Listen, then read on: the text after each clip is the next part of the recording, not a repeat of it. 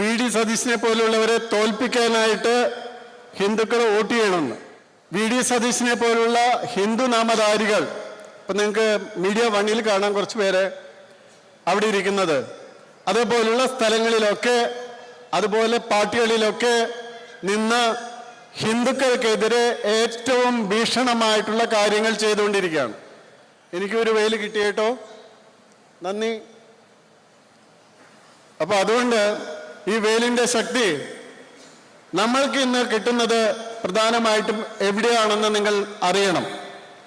ആ വെയിലിൻ്റെ ശക്തി ഇന്നത്തെ കാലത്ത് ജനാധിപത്യത്തിൽ ഇന്ത്യയിൽ ഭാരതത്തിൽ ഉള്ളത് ഇവിടെയാണ്. ഈ അടയാളം മുഴുവൻ മറിഞ്ഞ പോയിട്ടില്ലാന്ന് തോന്നുന്നു. ഇത് ശ്രീ VV രാജേഷൊക്കെ കൗൺസിലറും മേയറുമാകാനുള്ള കാരണത്തിൻ്റെ ഒരു അടയാളമാണ് നിങ്ങളുടെ കയ്യിലൊക്കെ കാണുന്നു തോന്നുന്നു.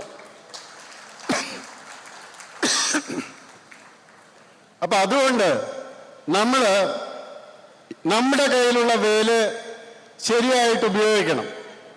നമ്മൾ ഇപ്പോഴും വളരെ പുറകിലാണ് കാര്യത്തിൽ.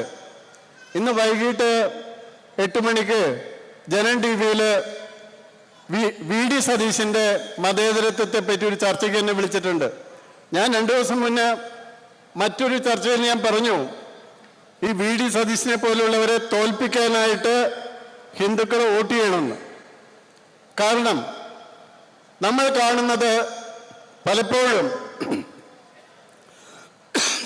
വൈറൽ പനി കഴിഞ്ഞ് ഒന്നേ എനിട്ടുള്ളൂ, അതുകൊണ്ടാണ് അത് വെള്ളം കുടിച്ചാലൊന്നും മാറില്ല, അത് തന്നെ മാറും. അപ്പം അതുകൊണ്ട്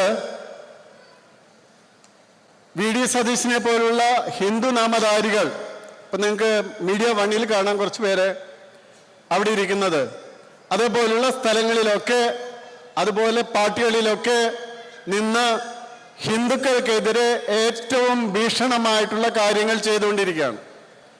അവർക്ക് ഹിന്ദുക്കൾക്ക് എന്ത് സംഭവിച്ചാലും ഒരു പ്രശ്നമില്ല. പഹൽഗാമിൽ എന്തെങ്കിലും സംഭവിച്ചു, ഒരു കോൺഗ്രസ് പ്രവർത്തകൻ പഹൽഗാമിൽ സംഭവിച്ചതിനെ പറ്റി ഒരു പോസ്റ്റ് ഇട്ടപ്പോൾ എറണാകുളത്തെ DCC പ്രസിഡന്റ് ഷിയാസ് ആളെ വിളിച്ചു പറഞ്ഞു, ഷിയാസ് VD സതീശന്റെ നോമിനിയാണ്, അയാളെ വിളിച്ചു പറഞ്ഞു അത് പോസ്റ്റ് പിൻവലിക്കണം. കാരണം എന്താ, അത് ഹിന്ദു മുസ്ലിം സ്പർദ്ധയ്ക്ക് കാരണമാകും. അതിൻ്റെ ഒരു വീഡിയോ നിങ്ങൾ കണ്ടു കാണും. അപ്പം അയാൾ ചോദിച്ചു, അങ്ങനെയാണെങ്കിൽ മണിപ്പൂരിനെ പറ്റി നമ്മൾ പറഞ്ഞതോ? അപ്പം അതും ഓപ്പറേഷൻ സിന്ദൂറിനെ പറ്റി ഒന്നും വീഡിയോ പാടില്ല അവർക്ക്. അപ്പം അതെന്താണ്, അതൊരു ഭാഗത്തിനെ മാത്രം കാണുന്നത് എന്താണ്? അതാണ് പ്രശ്നം. ആ പ്രശ്നം ഉണ്ടാകുന്നത് എന്താണ്? ഞാൻ പറഞ്ഞാൽ ശരിക്കും നമ്മുടെ എല്ലാം രാഷ്ട്രീയ രൂപമായിട്ടുള്ള BJP നേതൃത്വങ്ങൾ ഇപ്പോഴെങ്കിലും ശ്രദ്ധിക്കേണ്ട കാര്യമാണ്. അതായത് അവർക്ക് അല്ലെങ്കിൽ നമ്മൾക്ക് ജയിക്കാം അല്ലെങ്കിൽ ജയത്തിന് അടുത്തെത്താം എന്നുള്ള സീറ്റുകളിൽ ഒഴികെ കുറച്ച് സീറ്റുകളിലെങ്കിലും 1-ാം നമ്പർ ശത്രു, ഹിന്ദുവിൻ്റെ 1-ാം നമ്പർ ശത്രുവായിട്ട് വർത്തിക്കുന്നത് അഹിന്ദുക്കളല്ല, ഹിന്ദു നാമധാരികളാണ്. ആ ഹിന്ദു നാമധാരികളെ തോൽപ്പിക്കാനായിട്ട് നമ്മുടെ വോട്ട് ഉപയോഗിക്കണം. അല്ലാതെ അത് ഒരു 3-ാം സ്ഥാനത്തിന് വേണ്ടി വാങ്ങിക്കുകയല്ല വേണ്ടത്. അങ്ങനെ ഒരു 5-ഓ 6-ഓ ഹിന്ദു നാമധാരികൾക്ക്, അതിൽ ഒരാളെ ഞാൻ പേരെടുത്ത് പറഞ്ഞു എന്നേ ഉള്ളൂ,